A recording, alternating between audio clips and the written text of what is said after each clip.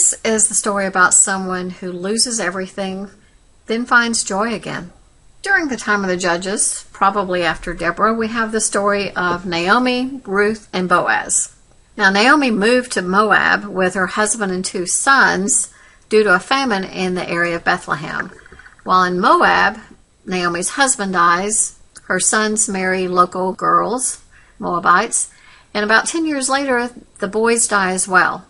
Naomi hears that the famine is gone in Bethlehem, so she decides she wants to return home. She encourages her daughters-in-law to go back to their homes, to remarry, to have families, and basically have a good life. Bye-bye.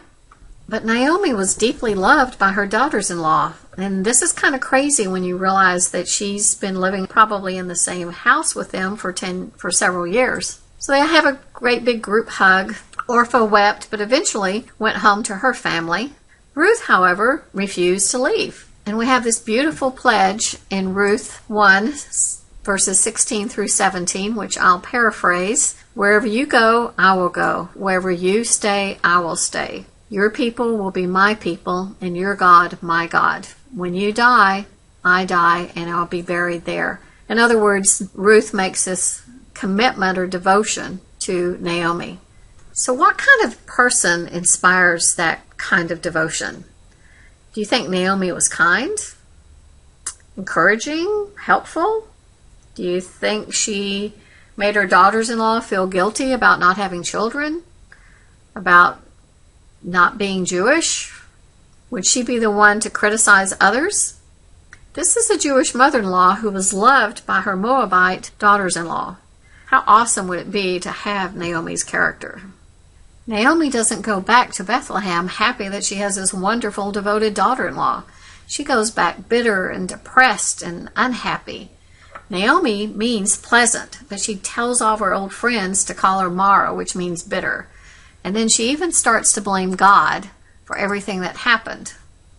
I suspect we all want someone to blame when things are not going well. And that's how Naomi was feeling. Apparently they had limited supplies, because Ruth goes out and starts to glean in some of the fields in order to get some food. This would have been the barley harvest, which is usually in the spring.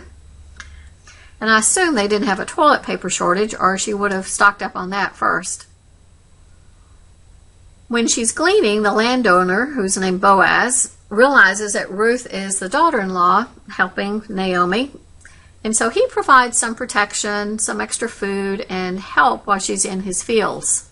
So Ruth collected barley and wheat over harvest time periods, and that would have been several months. And by the end of this time period, it seems like Naomi starts to kind of come out of her funk. And she starts devising a plan that's going to help Ruth have a family in the long term. She sends Ruth to Boaz to ask for his official protection.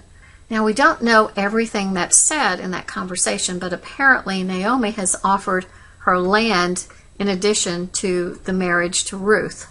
And remember that God allowed women to inherit land after the 5 sisters had talked to Moses in the book of Numbers.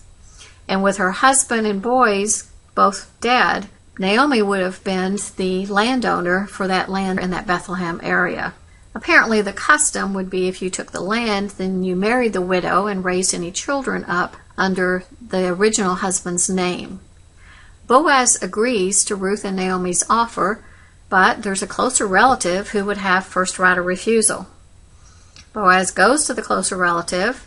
When he explains about the land, the relative goes, "Hey, yeah, I'll take some extra land in this area. That sounds pretty good." When he further tells him that he has to marry Ruth, the relative declined. So maybe Ruth wasn't as attractive as all the movies make it out to be. Anyway, Boaz agrees to take responsibility for Ruth, Naomi, and the land. So Ruth and Boaz marry, and they have a son named Obed, who becomes the grandfather of David. Naomi becomes his nurse, and I suspect she wasn't called Mara anymore, that maybe she was her old self, Naomi. What do we know about Naomi now? We know that she was lovable. To have that kind of dedication from others is a character that's pretty cool. She wasn't selfish or self-centered. She wanted Orpah and Ruth to have lives for themselves. She wanted what was best for them. However, when things were bad and she had lost her husband and all of her boys, she was depressed and bitter. She blamed others. She blamed God. Probably wasn't a pleasant person to be around during this time frame. But Boaz and Ruth were both kind to her, and others probably as well. And over time, she got out of it. And she acted in Ruth's best interest, and she found joy again. Naomi is such a good example of how we change and how we can come out of bad times and see the joy again. I think from Naomi's story, we see that difficulties can lead us to be bitter and to blame others and to have feelings that are not going to be healthy for us long term. But we also see how kindness is helpful. We don't know what's going on in other people's lives, so being kind is never wasted. Now, I think the final point I take away from this story is that helping others actually heals us. It makes us feel better. And you see that in Naomi when she decided to help Ruth, when she came up with a plan, when she gave her land for Ruth's dowry. She started being back to Naomi, pleasant and happy, and the joy came back to her life. Thank you.